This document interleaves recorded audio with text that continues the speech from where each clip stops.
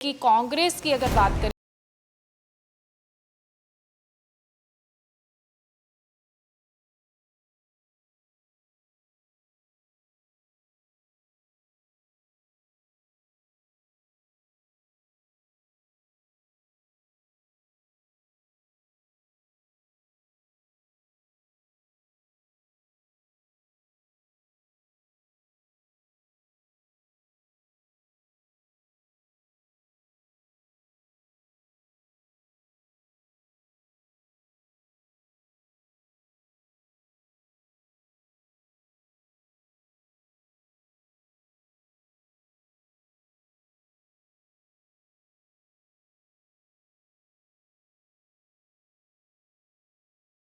नमस्कार, स्वागत है आपका। आप देख रहे हैं एएमआई न्यूज़। मैं हूं आपके साथ महक रंधावा। जैसे कि आप सभी को पता है कि भारत जोड़ो यात्रा शुरू हो चुकी है। कांग्रेस पार्टी को मजबूत करने के लिए लगातार भारत जोड़ो यात्रा जो है वो अलग अलग शहरों में, अलग अलग स्टेट्स में निकाली जा रही है। राहुल गांधी जो है समूह लीडरशिप जो है उनके साथ चली हुई है, लेकिन ये भी हम इस चीज़ को नज़रअंदाज नहीं कर सकते कि कांग्रेस की अगर बात करें तो 2022 में विधानसभा चुनावों में कांग्रेस बिखर चुके थे। अब उसी को 2024 में अच्छे रिजल्ट पाने के लिए भारत जोड़ो यात्रा जो है वो निकाली जा रही है। ज़्यादा हम विचार विमर्श भी करेंगे। मेरे साथ मेरे सहयोगी जुड़े हैं सुखजिंदर, क्या कुछ कहेंगे आप? 2024 के लिए भारत जोड़ो यात्रा निकाली जा रही है, हम सभी को पता है, लेकिन क्या लगता है इसी बीच कांग्रेस को मजबूत करने के लिए भारत जोड़ो यात्रा निकाली जा रही है कहीं ना कहीं, ताकि 2024 में हम अपनी सरकार बना पाएँ। 2024 में एमपी जो है वो कांग्रेस का हो, लेकिन क्या लगता है इसी बीच मनप्रीत बादल का इस्तीफा दिए जाना कहाँ तक सही समझते हैं? क्या लगता है कांग्रेस कहीं ना कहीं फिर बिखर रही है? जी बिल्कुल, मैं यहाँ पे बताना चाहूँगा कि अगर आप कांग्रेस की बात करते हैं तो विपक्षी दल लगातार ये सवाल उठा रहे हैं कि भारत जोड़ो यात्रा तो ये निकाल रहे हैं, पहले कांग्रेस को तो जोड़ लो। कांग्रेस जो है वो पूरे भारत में क्लीन स्वीप हो चुकी है। कुछ ही राज्यों में कांग्रेस की सरकार है, बाकी सभी में भाजपा की सरकार है या फिर आम आदमी या फिर अन्य दलों की सरकार है। सो ऐसे में भारत जोड़ो यात्रा निकालना एक मजबूरी कह सकते हैं आप, और जो वर्कर टूट चुका है कांग्रेस के साथ उसको जोड़ने की कोशिश की जा रही है जो दूसरे दलों में जा चुका है। सो ऐसे में अगर ये यात्रा सक्सेस होती है तो कांग्रेस को कहीं ना कहीं इसका लाभ जरूर मिलेगा। देखिए सुखजिंदर, अब भारत जोड़ो यात्रा की अगर बात करें तो बीते कल में होशियारपुर में राहुल गांधी प्रेस कॉन्फ्रेंस उन्होंने की। वहाँ पर भारत जोड़ो यात्रा पहुंची, पत्रकारों से बातचीत की। पत्रकार ने सवाल पूछा कि वरुण गांधी के साथ आप क्यों नहीं चलते? उन्होंने कहा कि मेरे परिवार की जो विचारधारा है उनसे नहीं मिलती है। तो उन्होंने बोला कि आरएसएस में मैं नहीं, आरएसएस ऑफिस नहीं जाऊंगा, चाहे इसके लिए आपको मेरा गला काटना पड़ सकता है। कहीं ना कहीं जब भारत जोड़ो यात्रा शुरू होने वाली थी तब उन्होंने आरएसएस को इनवाइट किया था भारत जोड़ो यात्रा में, ये भी एक सवाल है। फिर उन्होंने इनवाइट क्यों किया भारत जोड़ो यात्रा में? देखिए, ये भारत जोड़ो यात्रा का मतलब है देश को एक सूत्र में बांधना, भारत को एक सूत्र में बांधना। तो सभी राजनीतिक दल अपने अपने तरीके से राजनीति करते हैं, तो ऐसे में ऐसा कहा जाना, उनको इनवाइट करना, मैं नहीं सोचता कि कोई बड़ी बात है। तो ये है कि एक राजनीतिक दल होने के कारण उन्होंने अपना फर्ज निभाया, उनको भी साथ में निमंत्रण दिया कि आप भी हमारे साथ आओ। लेकिन ये भारत जोड़ो यात्रा सक्सेस करने के लिए कांग्रेस को बहुत ज़्यादा संघर्ष करना पड़ेगा, क्योंकि अगर पंजाब की ही बात करें तो पंजाब में अभी विधानसभा चुनाव होकर हटे हैं 22 में, मुँह की खानी पड़ी है कांग्रेस को। और कांग्रेस चुनावों के बाद कांग्रेस के कई सारे ऐसे पूर्व मंत्री और विधायक हैं या फिर उनके साथ संबंधित अधिकारी हैं जिनके ऊपर भ्रष्टाचार के चलते मामले दर्ज हुए हैं। सो ऐसे में 26 का इलेक्शन तो दूर की बात है, मैं कहता हूँ अभी आगे निगम इलेक्शन आने वाले हैं पंजाब के, उसमें पता चल जाएगा कि कांग्रेस कहाँ स्टैंड कर रही है, आम आदमी पार्टी कहाँ स्टैंड कर रही है, अकाली दल कहाँ स्टैंड कर रहा है या फिर भाजपा कहाँ स्टैंड कर रही है। सो जब इसकी बात तो दूर है, मैं ये बोलता हूँ कि जो पंजाब की मिनी सरकार बनने जा रही है पंजाब में निगम इलेक्शंस के दौरान, उसमें पता चल जाएगा कि लोगों का रुझान क्या है, लोग किस तरफ देखते हैं। जी बिल्कुल। लेकिन इसी बीच एक बड़ा राजनीतिक चेहरा मनप्रीत बादल, पहले वो श्रोमणी अकाली दल में थे, उसके बाद पंजाब पीपल्स पार्टी में थे, फिर उसके बाद कांग्रेस में। अब कांग्रेस में उन्होंने इस्तीफा जो है वो राहुल गांधी को सौंप दिया है। कहीं ना कहीं ये कांग्रेस फिर से बिखर रही है, इसका असर 2024 में पड़ेगा। वो भाजपा में जा रहे हैं। इससे पहले सुनील जाखड़ छोड़ के गए थे कांग्रेस पार्टी को, तब भी कांग्रेस को झटका लगा था। कहीं ना कहीं एक तरफ जोड़ने की कोशिश राहुल गांधी के द्वारा की जा रही है कांग्रेस को, एक तरफ मनप्रीत बादल जो इतना बड़ा चेहरा राजनीतिक का वो छोड़ गए पार्टी को। जी बिल्कुल।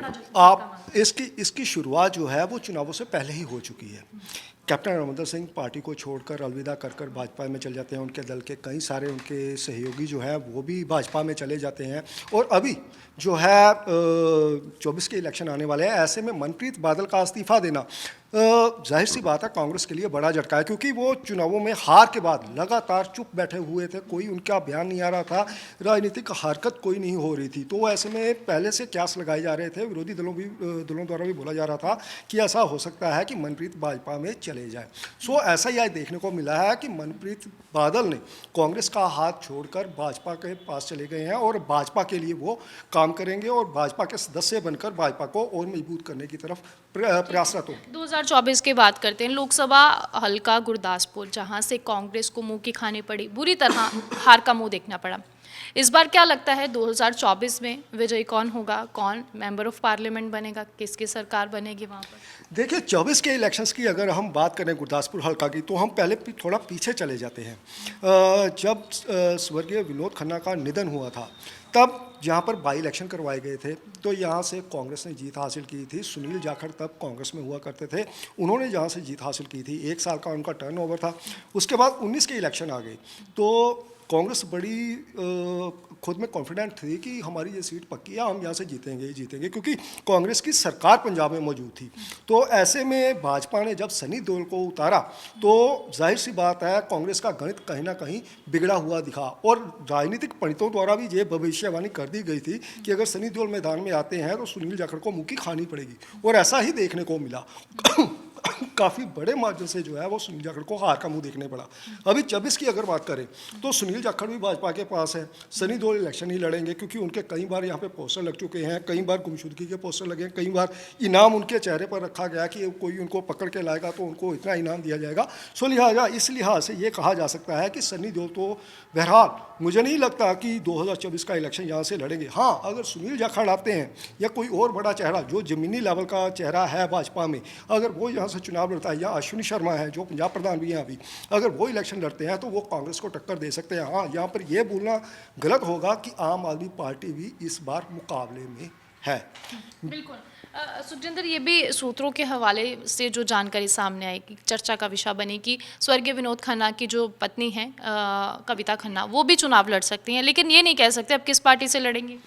जी बिल्कुल, जो सूत्रों के हवाले से खबर है, जो राजनीतिक पंडित बोलते हैं, उनका साफ तौर पे ये कहना है, सूत्रों के हवाले से, राजनीतिक पंडितों के हवाले से, कि कविता खन्ना जो कि स्वर्गीय विनोद खन्ना की पत्नी है, वो आम आदमी पार्टी की तरफ से चुनाव इस बार लड़ सकती हैं। क्योंकि जाहिर सी बात है अगर भाजपा ने उनको टिकट नहीं दिया तो इस बार वो अपने भविष्य को अंधकार में नहीं जाने देगी राजनीतिक, और वो आम आदमी पार्टी से इलेक्शन लड़ सकती हैं, ऐसा राजनीतिक पंडितों का कहना है। और अगर वो इलेक्शन लड़ती हैं आम आदमी पार्टी की तरफ से, तो ये आम आदमी पार्टी के लिए बड़ी लीड रहेगी। वजह ये कि यहाँ पर विनोद खन्ना काफ़ी सारे उन्होंने काम करवाए हैं, काफ़ी सारे पुल बनवाए हैं, और जो हमारे सरहदी इलाके हैं वहाँ पर बहुत सारा उन्होंने काम करवाया। कई सालों से, सन 47 से वहाँ पर पुल नहीं थे नहरों पर, वो उन्होंने वहाँ पर बनवाए हैं। तो ऐसे में कहीं ना कहीं इसका लाभ, अगर कविता खन्ना इलेक्शन लड़ती हैं तो आम आदमी पार्टी को इसका लाभ मिल सकता है, और हो सकता है कि वो बड़ी टक्कर बाकी विरोधी दलों को दे।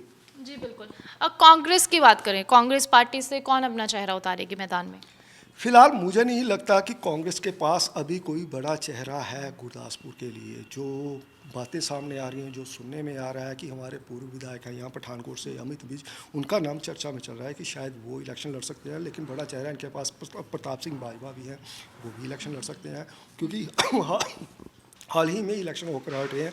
कई सारे दिग्गज नेता हैं कांग्रेस के जिनको हार का मुंह देखना पड़ा है, और वो चेहरा बन सकते हैं। ऐसे में ये हम कहें कि कोई एक बंदा इस राह पर है तो नहीं, कांग्रेस में अक्सर ही। ठीक है, कांग्रेस के अगर बड़े चेहरे, तो भारतीय जनता पार्टी के पास भी तो चेहरे हैं। अगर अश्विनी शर्मा की बात करें, प्रदेश अध्यक्ष हैं, वो विधायक भी हैं पठानकोट से, और स्वर्ण सिंह सलारिया भी इस रेस में हैं। कई दावेदार हैं जो अपने आप को MP की टिकट के लिए मानते हैं। लेकिन क्या लगता है कौन किसको टिकट मिल सकती है? हालांकि ये क्यास ही लगाए जा सकते हैं, क्योंकि क्रिकेट में और राजनीति में लास्ट मोमेंट में क्या हो जाए वो किसी को नहीं पता। बिल्कुल बिल्कुल बिल्कुल सही बात कही आपने। जाहिर सी बात है कि जो पिछले 3 सालों से हमारे MP हैं सनी देओल, वो इस बार चुनाव नहीं लड़ेंगे, क्योंकि पार्टी को साफ तौर पे पता है कि वो नहीं जीतेंगे। ऐसे में नया चेहरा कोई ना कोई वो जरूर उतारेंगे। उसमें सुनील जाखड़ भी शामिल हो सकते हैं, उसमें स्वर्ण सलारिया भी शामिल हो सकते हैं, अश्विनी शर्मा भी जो है वो इस रेस में है। और अगर हम देखें तो हमारे जो सुजानपुर से विधायक हैं दिनेश सिंह बब्बू, वो भी इस दौड़ में जो है वो काफ़ी आगे दिख रहे हैं। सो कुछ भी कहना अभी गलत होगा कि भाजपा की तरफ से उम्मीदवार कौन होगा, लेकिन ज़्यादा चांसेस जो है वो अश्विनी शर्मा और सुनील जाखड़ के बीच जो है वो लड़ाई हो सकती है। ठीक है, देखो भारत जोड़ो यात्रा जो है वो पंजाब में प्रवेश हो जाएगी कल, और बड़ी भारत जोड़ो यात्रा निकाली जाएगी राहुल गांधी की ओर से बड़े समूह लीडरशिप के साथ। और क्या लगता है पंजाब में प्रवेश होना यात्रा का, क्या समझते हैं आप? जी बिल्कुल, मैं ये बताऊंगा कि आखिरी पड़ाव है यहाँ पर भारत जोड़ो यात्रा का। पूरा पंजाब घूमकर कल जो है वो यहाँ पर एक भव्य रैली का यहाँ पर आयोजन किया गया है। यहाँ पर राहुल गांधी जो है जनता को संबोधन करेंगे। विशाल जो यहाँ पर लोग आएंगे उनको जो है वो संबोधन करेंगे। इसका वजह मुझे ये लगती है कि लगातार गुरदासपुर से मिल रही हार को, पंजाब में लगातार हार को देखते हुए कांग्रेस द्वारा ये रैली पूरे पंजाब को छोड़कर बोआ हल्का में रखी गई है, संसद हल्का गुरदासपुर में रखी गई है, ताकि लोगों में एक मैसेज आ सके। यहाँ के जो उनके वर्कर हैं जो टूटकर बाकी संगठनों के साथ जुड़ चुके हैं, उनको साथ में लाया जा सके, उनको साथ में जोड़कर फिर से एक नई दिशा कांग्रेस को दी जा सके और कांग्रेस का परचम गुरदासपुर में भी लहराया जा सके। शायद ये वजह हो सकती है कि पूरे पंजाब को छोड़कर भारत जोड़ो यात्रा की कांग्रेस की रैली जो है वो हल्का बोआ में करवाई जा रही है। जी, तो बहुत बहुत शुक्रिया सुखजिंदर। देखिए दावेदार तो बहुत हैं आम आदमी पार्टी की ओर से, कांग्रेस की ओर से, भारतीय जनता पार्टी की ओर से, लेकिन खैर एमपी की टिकट किसको मिलती है, कौन विजयी होता है, ये तो खैर आने वाला वक्त बताएगा। लेकिन भारत जोड़ो यात्रा जो है वो कल प्रवेश करने वाली है, बड़ा जनसैलाब उमड़ेगा, बड़े राजनीतिक लीडर कांग्रेस की ओर से वो आएंगे, लेकिन एक बड़ा झटका कहीं ना कहीं कांग्रेस पार्टी को भी लगता हुआ नजर जरूर आ रहा है, क्योंकि जिस तरीके से मनप्रीत बादल ने इस्तीफा दिया है, कांग्रेस को बड़ा झटका लगा है। एक तरफ भारत जोड़ो यात्रा कांग्रेस पार्टी को मजबूत करने के लिए निकाली गई है, और दूसरी तरफ मनप्रीत बादल जो बड़ा राजनीतिक चेहरा, उनकी तरफ से इस्तीफा दे देना, ये कांग्रेस को बड़ा झटका लगा है।